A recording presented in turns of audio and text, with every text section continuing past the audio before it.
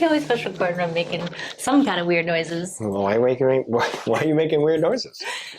I mean, it's kind of part of who I am. Is that how you regulate your nervous system? Yeah, I do Weird regulate noises? in different Okay, what are we ways. talking about? Today, well, I mean, yes. So we are talking about metrics and KPI.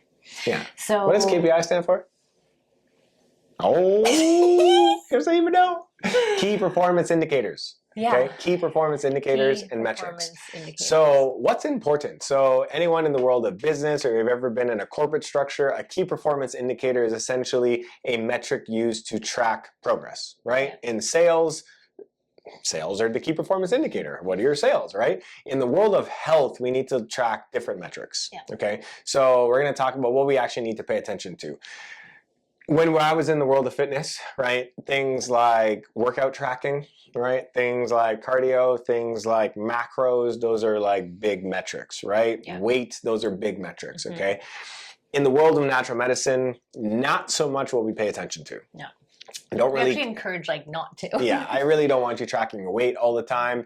It causes more stress than anything else. We're not big on like macros. I'm not big on, making sure that there is a point where eating enough food is important. And this is the middle path where we come down to our approach is we've been on both sides of the extremes, and how we tend to move forward is on this middle path approach. Yeah, so it's very based on where you're at, okay? Further along on someone's journey, I definitely will start to bring the macro part of the conversation into it in terms of like, are you eating enough protein? Are you eating enough food to sustain yourself? Okay, because very often we're not eating enough food. Yeah. So the metrics that are very important to me are very lifestyle based.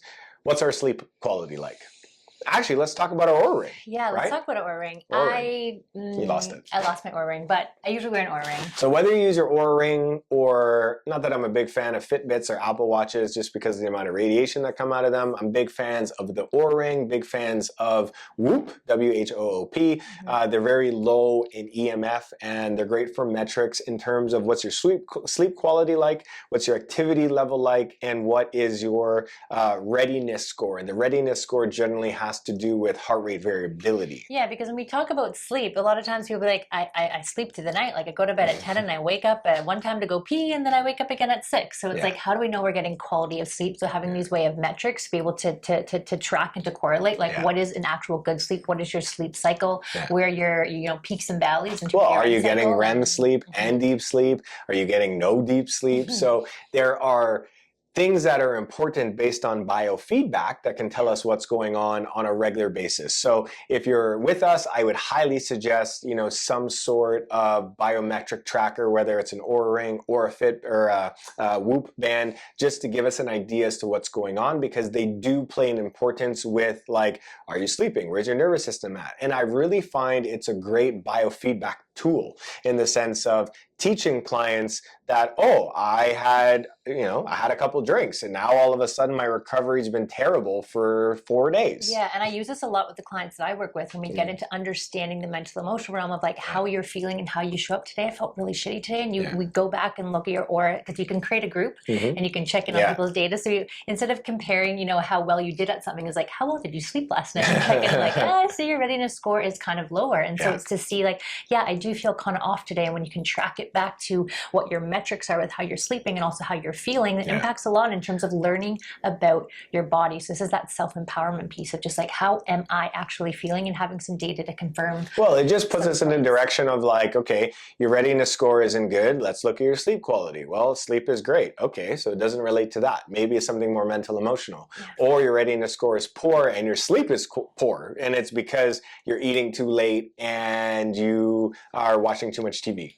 For example. So all it is a direction in terms of, what's happening with your heart rate variability, which is a stress metric, okay? So for anyone who does have that metric, basically the higher your heart rate variability, the healthier your nervous system, the lower your heart rate variability, the more stressed your nervous system is. And it's so important to be able to track of what is putting more stress on my nervous system. So let's say you eat snacks late at night and are watching TV and you wake up and you check your HRV and it's lower that day, most likely it's because these are impacting you. Those days that you've gotten out in nature at night, you've decreased your blue light in the evening, you've been able to get a good night's sleep. You've gone out for a walk. Exactly. Then you're able to see that your heart rate, or you meditated and done yoga, right? So the idea here, again, biofeedback. It's in the sense of, okay, I do this is what happens to my metrics. I do this is what happens to my metrics, right? Okay. So this is the game of like, you're coming to us with problems and we want to help you, but we also need information in order to help you, because we can't just wave the magic wand.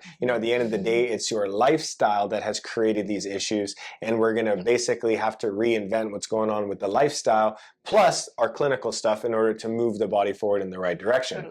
And then we get into the like, okay, well, I'm super stressed out in my day, so I want to get home and just watch TV and eat snacks, and that has something to do with the nervous system, right? And what's happening up here. Because we haven't regulated during the day, because we're so stressed at our job, and we have a million things to do, so when you come home, it's like the floodgates open, and that's when it starts to dopamine. So this is where we get into the mental emotional, in the sense of choosing to make different choices, essentially, in maybe how your day is structured or what you can do during the day to set up your evening better so that your sleep can be better, which means your nervous system can be healthier the next day or better the next day, so we don't just get stuck in a loop, okay? So the sleep metrics are really important. Drinking enough water, really important. Are we moving enough? Okay, the fact, if you're a desk worker, we don't move enough, right? I tend to go with the 10,000 steps a day. Is something to strive for, is really helpful. Yeah, I like the 10,000 step idea. Before the world of driving everywhere and sitting at a desk all day, humans were designed to be outside, working, moving, doing things. And we just don't do that anymore. You know what I mean? And so at the end of the day, the lymphatic system will not pump if we are not moving, and the lymphatic system is your drainage system. So we need to move. We need to make sure we're getting good quality sleep. 10 p.m. to 6 a.m. is the golden rule. We want to make sure we're not eating too late at night, because that can definitely affect our sleep. We got to make sure we're drinking enough water. How much water? There's going to be a whole video on that, but half your body weight in ounces of water per day. And those, I say, would be like the big metrics. Those are the big ones, right? Are you pooping? Are you eating enough food? Like, I would say the metrics are very lifestyle based, because if you follow the basic lifestyle pieces, generally the body starts to follow suit, and you can generally track it to like, oh, my metrics are bad and I feel like crap because I'm not doing the basics for my body. And it's the thing that a lot of people are like, what's the newest thing or the newest advancement? And oftentimes what we tend to follow is go back to these ancient traditions and these ancient wisdoms that have always been ancient, but they've always been here.